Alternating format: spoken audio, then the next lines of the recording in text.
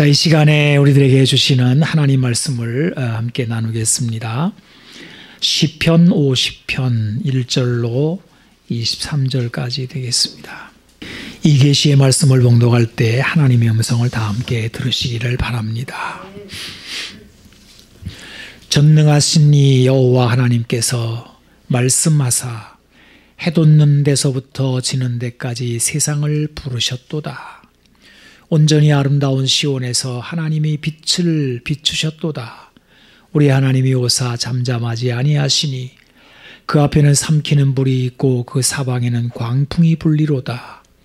하나님이 자기의 백성을 판결하시려고 위 하늘과 아래 땅에 선포하여 이르시되 나의 성도들을 내 앞에 모으라. 그들은 제사로 나와 언약한 이들이니라 하시도다. 하늘이 그의 공의를 선포하리니 하나님 그는 심판장이심이로다. 내 백성아 들을지어다. 내가 말하리라. 이스라엘아 내가 네게 증언하리라. 나는 하나님 곧 내 하나님이로다. 나는 내 재물 때문에 너를 책망하지는 아니하리니 내 번제가 항상 내 앞에 있음이로다. 내가 내 집에서 수소나 내 우리에서 순념소를 가져가지 아니하리니 이는 삼림의 짐승들과 뭇산의 가축이 다 내 것이며 산의 모든 새들도 내가 아는 것이며 들의 짐승도 내 것이미로다. 내가 가령 줄여도 내게 이르지 아니할 것은 세계와 거기에 충만한 것이 내 것이미로다. 내가 수소의 고기를 먹으며 염소의 피를 마시겠느냐. 감사로 하나님께 제사를 드리며 지존하신 이에게 내 소원을 갚으며 환난 날에 나를 부르라. 내가 너를 건지리니 내가 나를 영화롭게 하리로다. 악인에게는 하나님이 이르시되 내가 어찌하여 내 율례를 전하며 내 언약을 내 입에 두느냐. 내가 교훈을 미워하고 내 말을 내 뒤로 던지며 도둑을 번즉 그와 연합하고 간음하는 자들과 동료가 되며 내 입을 악에게 내어주고 내 혀로 거짓을 꾸미며 앉아서 내 형제를 공박하며 내 어머니의 아들을 비방하는도다. 내가 이 일을 행하여도 내가 잠잠하였더니 내가 나를 너와 같은 줄로 생각하였도다. 그러나 내가 너를 책망하여 내 죄를 내 눈앞에 낱낱이 드러내리라 하시는도다. 하나님을 잊어버린 너희여 이제 이를 생각하라. 그렇지 아니하면 내가 너희를 찢으리니 건질 자 없으리라. 감사로 제사를 드리는 자가 나를 영화롭게 하나니 그의 행위를 옳게 하는 자에게 내가 하나님의 구원을 보이리라. 아멘. 전능하신 하나님이 온 세상을 불러내셨다라고 오늘 본문은 시작하고 있습니다. 여러분, 우리가 TV에서 뉴스를 보게 되면 지역 뉴스도 있고 전국 뉴스도 있습니다. 사건이 크고 그 중요성이 중할수록 뉴스는 지역 뉴스가 아닌 전국 뉴스로 방송이 됩니다. 한 예로 지금 미국의 대통령을 뽑는 일이 있는데 이 사건은 전 세계적인 관심사입니다. 왜냐하면 미국이라는 나라가 온 세상에 미치는 영향이 크고 중하기 때문입니다. 그래서 누가 미국의 차기 대통령이 되느냐 하는 것은 비단 미국 사람들뿐만 아니라 중국도 또 일본도 우리나라도 심지어는 북한 같은 나라도 초미의 관심사가 될 수밖에 없습니다. 그런데 하나님께서 온 세상을 다 불러내시고 주목하게 하시는 사건이 오늘 시편 150편에 선포되고 있습니다. 얼마나 긴박하고 중한 일이기에 전능하신 하나님이 해 돋는 데서부터 지는 데까지 세상을 다 불러 모으셨을까? 그 이유가 바로 4절에 이렇게 나옵니다. 하나님이 자기 백성을 판결하시려고 부르셨다는 것입니다. 그래서 전능하신 하나님이 온 세상을 다 불러 모아놓으시고 그 앞에서 나의 성도들을 불러와라 하고 소환하십니다. 이것은 대단히 엄숙하고 중요한 순간입니다. 전능하신 하나님이 자기 백성을 온 세상이 보는 앞에서 판결하시려고 이렇게 불러 모으셨을 때 여러분 오늘 본문에 나타나는 하나님의 모습을 보십시오. 빛이 비치는데 삼키는 불, 사방에 광풍이 일어난다라고 묘사하고 있습니다. 이것은 대단히 엄중한 모습입니다.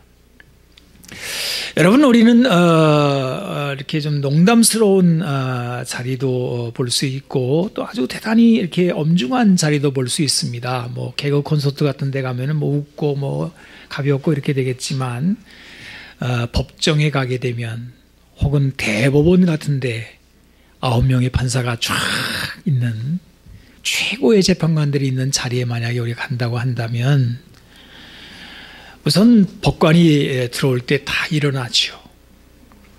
그리고 어떤 사건의 심리가 시작되는 이 법정은 침 삼키는 소리조차 들릴 만큼 엄중할 것입니다. 이처럼 지금 전능하신 하나님께서 온 세상을 불러 자기의 백성을 심리하시는 이 법정은 온통 하나님의 엄중하심으로 가득한 것입니다.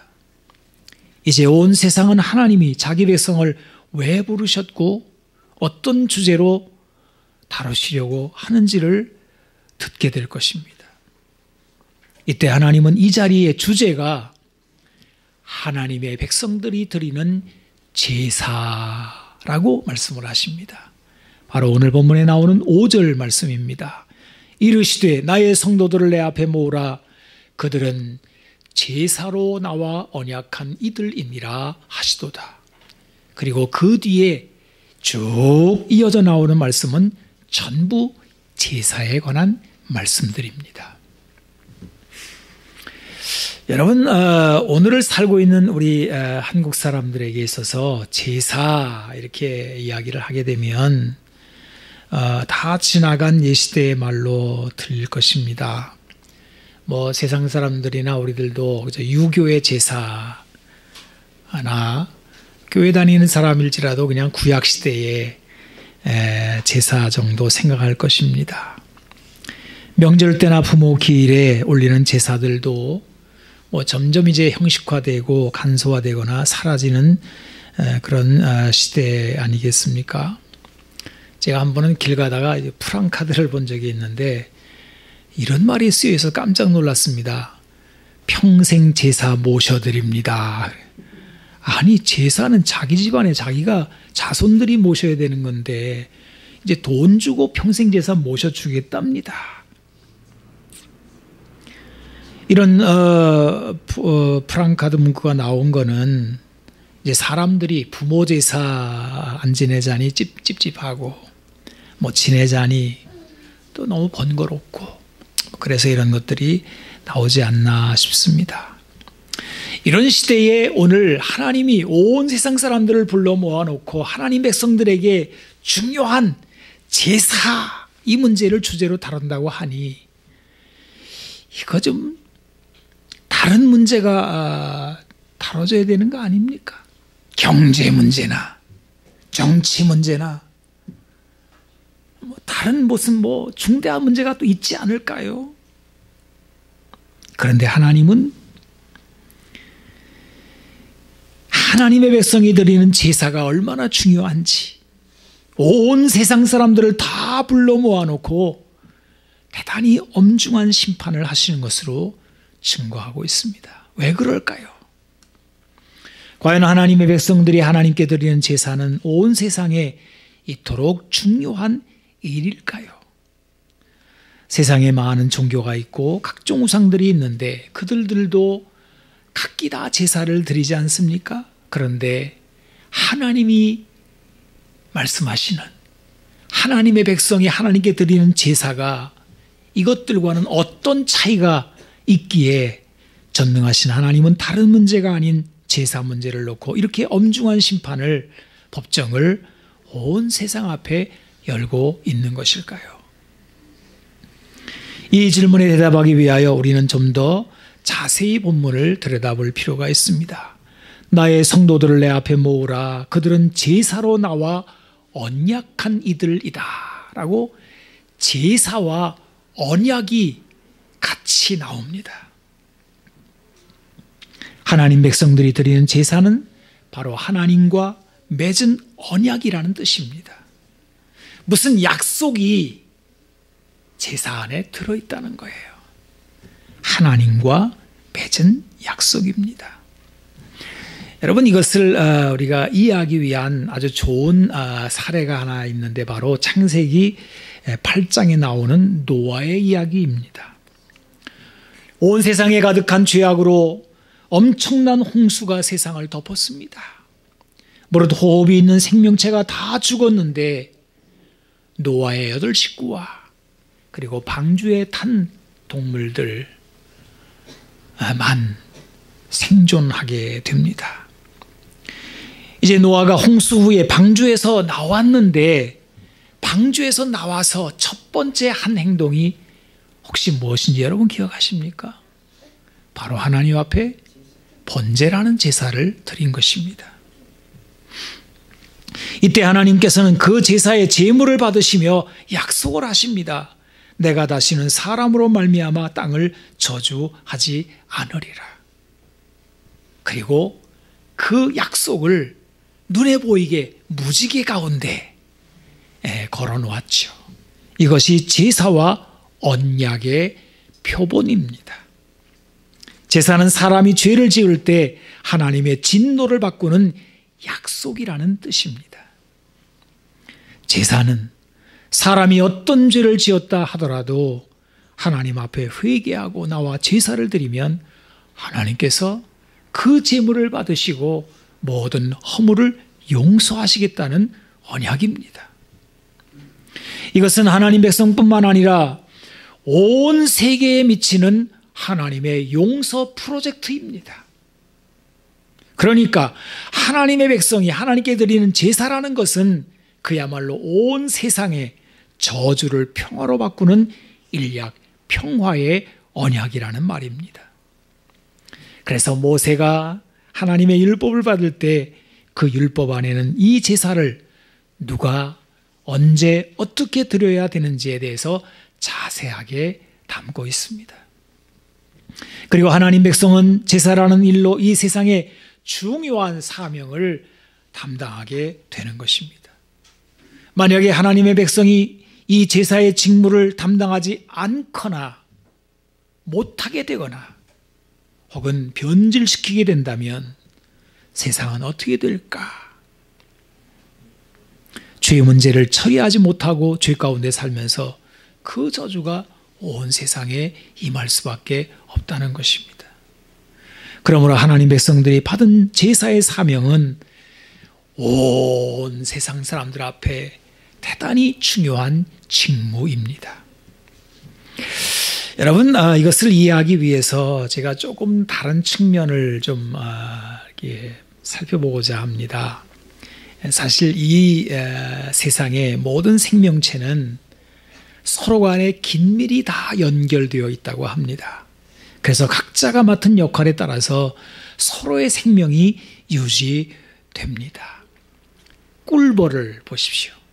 어떤 학자가 연구를 하니까 만약에 꿀벌이 멸종되면 인류도 사람들도 멸종된다고 합니다. 왜냐하면 꿀벌이 하는 일이 있는데 그것은 꽃가루를 수정시키는, 수분하는 일을 하기 때문입니다. 벌이 없으면 식물은 시집장가도 못 간다는 뜻입니다.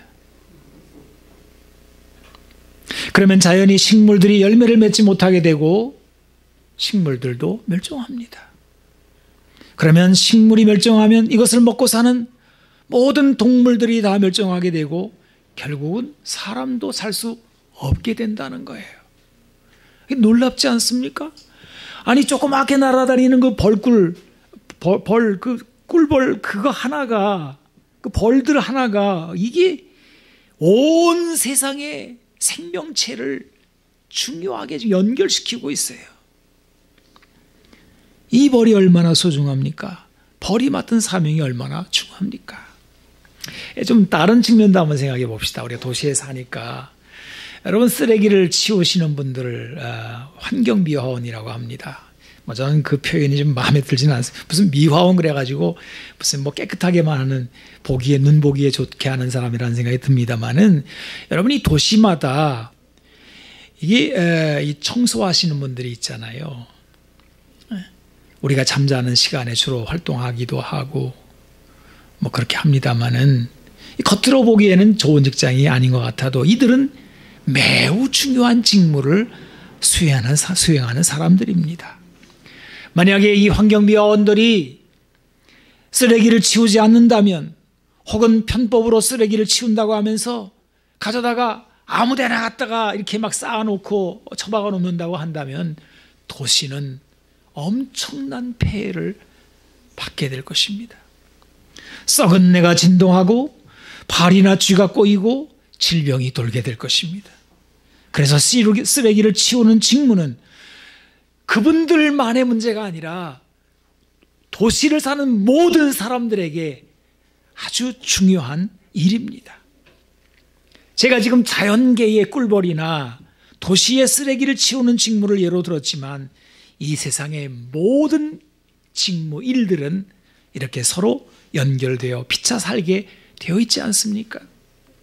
의사, 간호사, 교사, 빵 만드는 사람, 커피 만드는 사람, 가정주부, 뭐 어떤 사람 그 어느 하나도 중요하지 않은 직무가 어디 있습니까? 요즘에 코로나 때문에 어느 가게가 문 하나 닫아버리니까 거기 다 연결이 돼 있단 말이에요. 다른 가게도 같이 문을 닫을 수밖에 없어요. 그런데 이 중에서도 하나님의 부르심을 받아서 이 세상의 죄의 저주를 평안과 축복으로 바꾸는 하나님의 백성들의 제사의 직무가 얼마나 중요한지 모릅니다. 그러면 하나님 백성들이 드리는 제사가 세상의 다른 제사들과 뭐가 다릅니까? 다를까요? 다릅니다. 세상의 다른 제사들은 인간이 제물을 바침으로 신을 달래거나 화를 누그러뜨린다고 생각합니다. 제사를 대가로 보는 것입니다. 그래서 제물을 많이 바치면 신이 좋아하고 비싼 제물을 드릴수록 더 효과적이라고 생각합니다. 이 제사의 주도권은 인간이 쥐고 있습니다. 여러분, 조금 더 우리가 좀 쉽게 한번 살펴보겠습니다. 이제 무당들도 뭐 이렇게 뭘 차려놓고 뭐 이렇게 하지 않습니까? 귀신에게 뭘 차려놓고 제물을 드릴 때 100만 원짜리도 있고 1000만 원짜리도 있다고 합니다. 이게 잘 이해가 되시는 분들은 해보신 분들입니다. 그런데 그 무당들에게 있어서 100만 원짜리 제사와 1000만 원짜리 제사 같은 것일까요? 그렇지 않을 것입니다. 이들은 제물이 비쌀수록 더 효과적이라고 여길 것입니다. 그래서 무당들이 흔히 자주 쓰는 표현들이 있어요. 정성이 부족해 그럽니다. 그 말은 무슨 말이냐면 돈 더 내놔 그 말입니다. 이것이 무당이 올리는 제사에서만이 아니라 이 세상의 모든 우상의 제사가 공이 비슷합니다. 우상 앞에 드리는 제사의 특징은 형식적이라는 것입니다. 제사를 드리면 신은 반드시 응답한다는 거예요. 그래서 의무적, 기계적이라는 표현이 나옵니다. 제사만 드리면 신은 응답합니다. 제사를 드리면 인간이 할 의무를 다하고 신은 그 제물을 받고 복을 주어야 합니다. 이것이 바로 기계적 제사라는 것입니다. 하지만 이스라엘 하나님은 이런 제사를 원하지 않으신다는 거예요. 제사를 드렸다고 해서 다가 아니라는 것입니다. 제물을 많이 드렸다고 된 것이 아니랍니다. 황소 같은 비싼 제물이라고 혹은 비둘기 같은 작은 제물보다 더 중하게 여기는 것도 아니랍니다. 하나님은 자동적으로 응답하는 자판기 같은 분이 아닙니다. 이스라엘의 하나님은 인격이십니다. 여러분, 오늘 본문을 보십시오. 하나님이 온 세상을 불러 모으시고 자기 백성의 제사 문제를 지금 다루고 있지 않아요? 하나님은 이스라엘 백성들이 드린 제물로 책망하시지는 않으신다고 하십니다. 제물이나 제사의 횟수도 아무런 문제로 삼지 않겠다고 하십니다. 이것은 이스라엘 백성들이 제사를 열심히 드렸고 제물을 많이 드렸음을 전제하고 있지 않습니까? 그런데 하나님은 책망하셔요.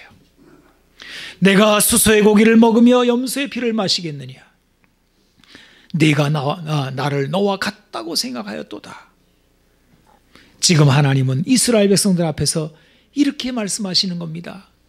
너희들이 숱하게 제사를 드리고 비싼 제물로 엄청나게 드리는 것 나는 받을 수 없어. 이 제사는 의미 있는 제사가 아니야 라고 하시는 거예요. 여러분, 그러면 이스라엘 백성들이 그토록 자주 드리고 비싼 제물로 드린 제사가 왜 이런 결과를 가져왔을까요? 그리고 이 이야기는 오랜 옛날의 이스라엘 이야기입니까? 오늘날 우리 기독교회 안에서 얼마나 자주 예배가 드려지며 얼마나 많은 헌금들이 드려지고 있습니까? 그런데 하나님께서 야, 일주일에 몇 번 예배 드렸는지 나가 상관 안 하겠어. 얼만큼 헌금 가져왔는지도 난 물어보지 않을 거야. 그런데 너희들이 드리는 예배를 내가 받을 수가 없어. 한 번도 드린 그 예배가 제대로 된 예배가 아니거든 이라고 말씀하신다면 여러분, 우리는 얼마나 충격적이겠습니까? 그러면 오늘 본문에서 하나님이 하나님의 백성들에게 요구하시는 참된 제사는 어떤 것일까요? 첫째, 감사로 드려라 그럽니다. 하나님은 말씀하십니다. 조건을 가지고 드리지 말고 감사로 드려라. 대가로 드리지 말라는 것입니다. 여러분, 내가 시간을 냈으니 11절을 드렸으니 하나님 복 주세요 이렇게 하지 말라는 거예요. 하나님의 백성이 드리는 제사는 그 어떤 상황에서도 조건이나 대가가 그리고 자랑이 될 수 없다는 것입니다. 이것은 우상을 숭배하는 자들이 하는 짓이지 하나님의 백성들에게 합당하지 않다는 겁니다. 구약의 성도가 황소를 제물로 끌고 와서 제물을 잡을 때 내가 이런 비싼 제물로 드렸으니 이제 내 사업이 잘 될 거야. 우리 집이 복을 받을 거야. 황소 한 마리 값으로 10마리는 주실 거야. 이렇게 하는 것은 우상 숭배와 침배가 없다는 것입니다. 사실 동물을 끌어와 제물로 잡아 제사를 드리는 것은 인간의 공로와는 아무 상관이 없습니다. 황소가 제일 비싸고 양이 그 다음이고 비둘기는 제일 낮은 제물이다가 아닙니다. 이런 제물의 의미는 어디 있습니까? 하나같이 그 제물이 죽어 피 흘렸다는 데 있습니다. 여러분, 피를 흘린 것은 죽음입니다. 우리가 지은 죄로 말미암아 우리가 죽을 수밖에 없었는데 하나님은 그 죄값을 대신 동물로 받으신다는 거 아닙니까? 나 대신 동물이 죽는 것입니다. 그러므로 제사를 드릴 때 중요한 마음은 그 죄를 슬퍼하고 아파하고 그 동물이 죽는 것을 불쌍하게 여기고 네가 내 대신 죽는구나. 오히려 동물의 생명을 아깝게 생각하고 하는 그 마음입니다. 이것이 없는 제사는 의미가 없습니다. 그리고 이렇게 제물의 피로 내 죄를 사해 주신다는 하나님의 은혜에 감사하는 마음을 갖는 것입니다. 이것이 진정한 제사의 의미입니다. 그러므로 참된 제사는 감사와 회개가 그 중심입니다. 그래서 하나님은 오늘 본문에 이렇게 말씀하시는 거예요. 감사로 제사를 드리는 자가 나를 영화롭게 하리라. 그 다음 두 번째, 내 소원을 갚으라 그러십니다. 여러분, 소원이라는 것은 하나님의 은혜를 받은 사람이 이제는 하나님, 내가 이렇게 하나님 기뻐하시는 삶을 살게요 라고 하나님께 약속하는 것입니다. 그래서 소원 역시 조건부가 아닙니다. 내가 이렇게 하겠으니 복 주세요 라가 하는 것이 소원이 아닙니다. 소원은 하나님을 만난 사람의 변화되겠다는 삶의 약속입니다. 하나님, 제가 죽을 수밖에 없는 죄를 지은 내가 이 동물의 피를 흘림으로 말미암아 내 죄를 사해 주었으니 나는 이제 하나님 앞에 나아갈 수 있게 되었으니 다시 살 수 있게 되었으니 이제 내가 그 하나님의 은혜 받은 사람으로서 이렇게 살겠습니다 하는 것이 소원이란 말이에요. 하나님은 이거를 너무 기뻐하십니다. 그런데 하나님의 백성이라는 사람들이, 하나님께 제사를 드렸다는 사람들이, 하나님의 은혜를 경험했다는 사람들의 삶이 어땠습니까? 오늘 본문에 보니까 악했단 말이에요. 그래서 오늘 본문의 16절에 보게 되면 악인에게 하나님이 이르신다라고 말씀하시는데, 여기 나오는 악인은 하나님을 모르는 세상 사람들을 말하는 것이 아닙니다. 바로 따라 나오는 말씀에 뭐라고 되어 있습니까? 내가 어찌하여 내 율례를 전하며 내 언약을 내 입에 두느냐. 이 악인이 하나님의 말씀을 계속 전하고 있어요. 여러분, 하나님 말씀 전하는 사람들이 누구예요? 요즘으로 말하면 목사 아닙니까? 교인들 아닙니까? 구약의 시대에는 제사장 아닙니까? 그런데 하나님께서 그들을 악인이라고 부르신단 말이에요. 아무리 직분이 제사장일지라도 하나님은 악인이라고 보십니다. 왜냐하면 그는 제사를 드린 후에 어떻게 했어요? 하나님의 교훈을 싫어하고 하나님의 말씀을 뒤로 던지고 도둑과 연합하고 간음하고 특히 그 입으로 악한 말들을 하는데, 여러분 19절 20절을 보십시오. 내 입을 악에게 내어주며 내 혀로 거짓을 꾸미며 앉아서 내 형제를 공박하며 내 어머니의 아들을 비방하는도다. 이런 거 우리 많이 보잖아요.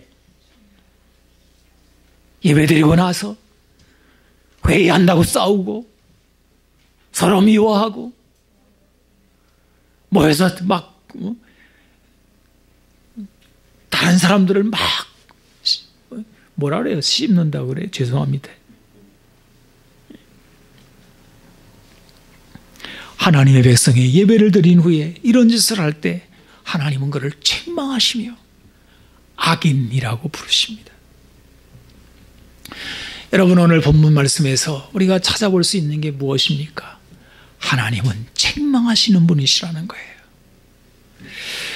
요한계시록을 보게 되면 7교회를 향해서 칭찬도 하시고, 하나님은 꼭 칭찬을 잘 하세요. 또 책망도 하시는 것을 보게 되는데, 왜 그렇게 하실까요? 그거는 교회가 하나님의 사랑을 받는 하나님의 자녀들이기 때문에 그렇습니다.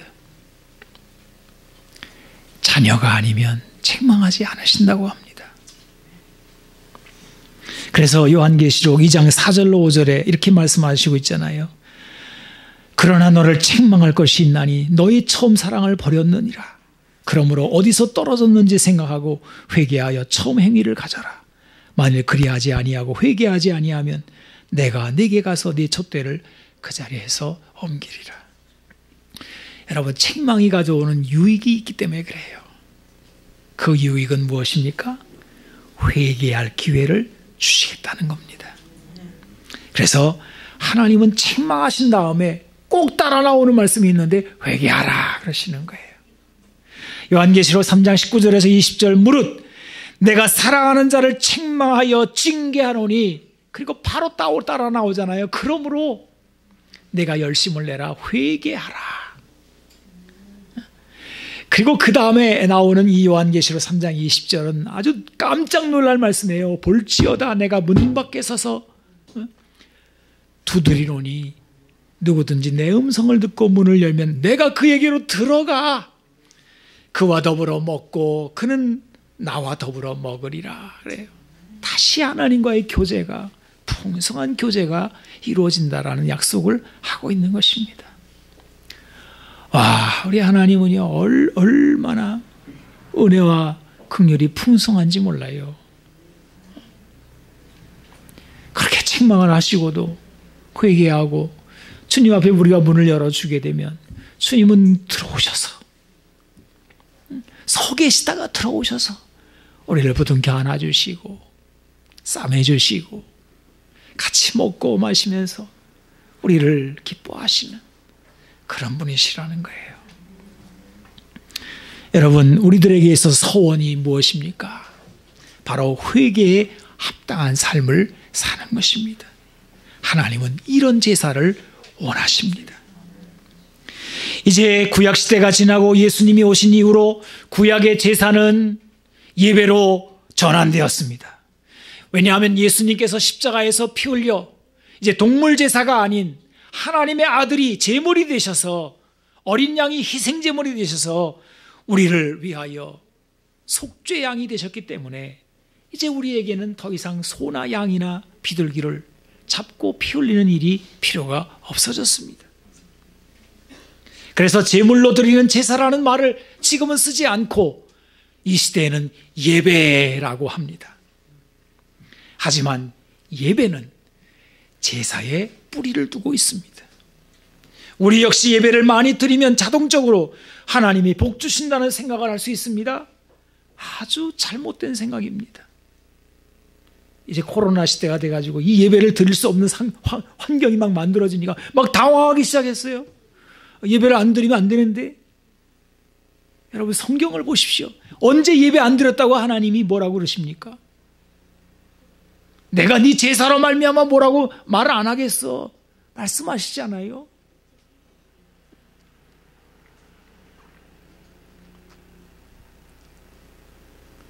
우리가 예배당에서 모여서 이렇게 예배를 드리는 것 중요하죠. 계속해야 될 일이죠. 그러나 정말 하나님이 원하시는 게 무엇입니까? 감사로, 그 다음에 서원으로 하나님의 성품을 드러내라는 것입니다. 코로나19 시대에 예배 문제는 심각해졌습니다. 형식적으로 드리는 예배가 중단되며 우리는 혼란에 빠졌습니다. 하지만 성경을 보니 하나님은 예배를 많이 드리거나 형식적으로 드리는 것을 기뻐하시는 분이 아니라 감사로 서원으로 드리는 예배를 통해 영화롭게 되시는 분이라는 것을 알게 되었습니다. 하나님은 세상의 모든 사람들을 불러 모으시고 이것을 지금 선포하고 있는 거예요. 여러분, 어떻게 보면요, 지금 교회가 예배 드리는 문제 때문에 세상의 주목을 받잖아요. 이거 하나님이 하신 일입니다. 지금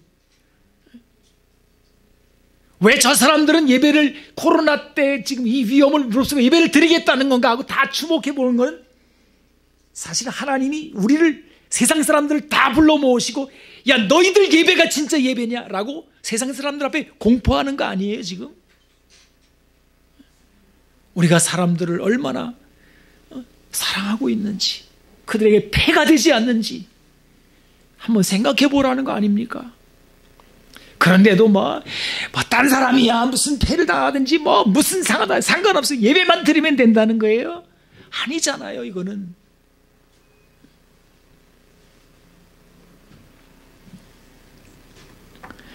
이제 우리는 세상 사람들 앞에서 우리의 예배의 사명을 새롭게 알려야 합니다. 하나님이 그것을 원하시고 있기 때문에 그렇습니다.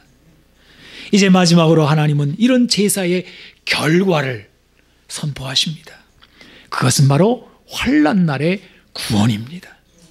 여러분 14절 15절과 23절 한번 보십시오. 감사로 하나님께 제사를 드리며 지조하신 이에게 네 소원을 갚으며 환난날에 나를 부르라. 내가 너를 건지리니 내가 나를 영화롭게 하리로다. 23절입니다. 감사로 제사를 드리는 자가 나를 영화롭게 하나니 그의 행위를 옳게 하는 자에게 내가 하나님의 구원을 보이리라 그랬어요. 이 예배가 환난 날에 하나님의 구원을 나타내요. 예배의 능력이 나타나는 거예요. 온 세상이 하나님의 구원을 보게 될 것입니다. 제사는 환난을 멈추게 합니다. 여러분, 다윗 시대에 전염병이 도는 환난이 일어났습니다. 사흘 만에 자그마치 7만 명이 죽어나갔습니다.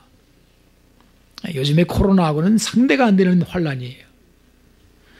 그리고도 모자라서 죽음의 천사가 예루살렘을 향하여 칼을 빼들었을 때 하나님께서 갑자기 재앙을 거두셔요. 그리고 어떤 일이 일어났는지에 대해서 사무엘하 24장 15절에서 25절까지 좀 길지만 그냥 본문을 이 성경의 말씀을 그대로 읽어보겠습니다.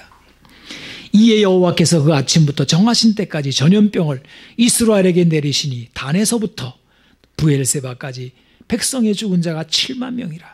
천사가 예루살렘을 향하여 그의 손을 들어 멸하려 하더니 여호와께서 이 재앙 내리심을 뉘우치사 백성을 멸하는 천사에게 이르시되 족하다. 이제는 내 손을 거두라 하시니 여호와의 사자가 여부스 사람 아리우나의 타작마당 곁에 있는지라.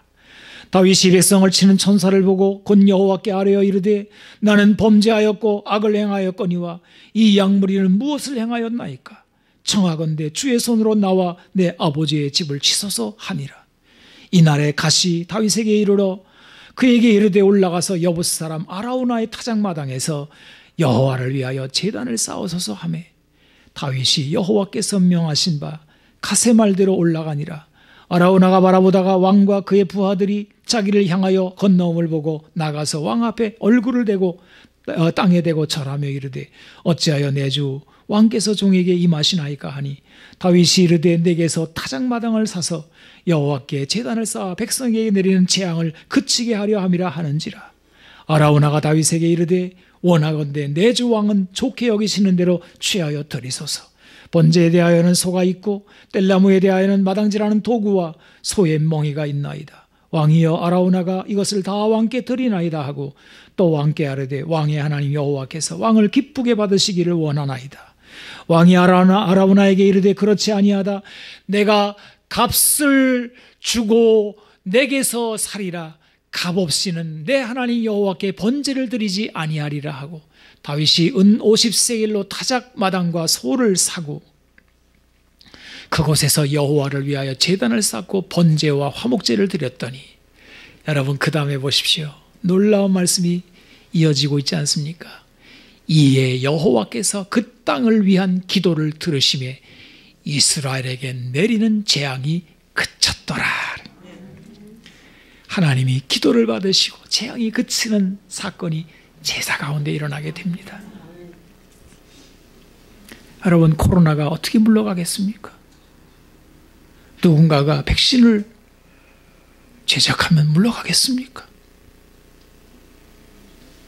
세상 사람들이 과학자들이 하는 말은 맞겠지요. 그러나 영적 세계를 알고 있는 우리들에게 그 이상의 대답이 필요합니다. 세상의 환난과 재앙이 물러나는 것은 하나님이 손을 거두시고 이 땅의 죄가 그치며 우리 하나님의 백성들이 참된 제사를 드릴 때 감사로 제사를 드리고 서원을 갚는 행실이 일어날 때 하나님께서 기도를 들으시며 재앙을 물러나게 하시는 것입니다. 이 중한 사명을 우리들이 가지고 있습니다. 기도하겠습니다. 하나님 감사합니다. 다음 주일이 추수감사절인데 하나님 너희가 감사로 소원으로 하나님께 제사를 드리라고 하시는 말씀을 듣습니다. 한 주간 동안 주님 회개하며 돌이키며 씻고 또 씻어내서 저희들의 제사 예배가 하나님이 기뻐 받으시는 예배로 드려질 수 있도록 주여 저희를 긍휼히 여겨주시고 우리에게 은혜를 베풀어 주시옵소서. 하나님 교회에 예배에 중대한 사명을 주셨는데 형식만 남고 남들이 어떻든 내가 복을 받고야 말겠다는 대가를 원하는 제사로 예배로 변질되었음을 고백합니다. 주여, 이미 우리는 복을 받았고 이미 우리는 하나님 앞에 놀라운 은혜를 받은 하나님 백성임을 고백하며 이 예배의 사명을 감당케 하여 주시옵소서. 주여, 이 땅에 환난이 하나님 백성들로 말미암아 드리는 기도로 말미암아 사라질 줄로 믿습니다. 이와 같은 믿음과 이와 같은 소망을 하나님께로 둡니다. 주여, 이 땅을 치료하여 주시옵소서. 우리 구주 예수님의 이름으로 기도하옵나이다. 아멘. 아멘.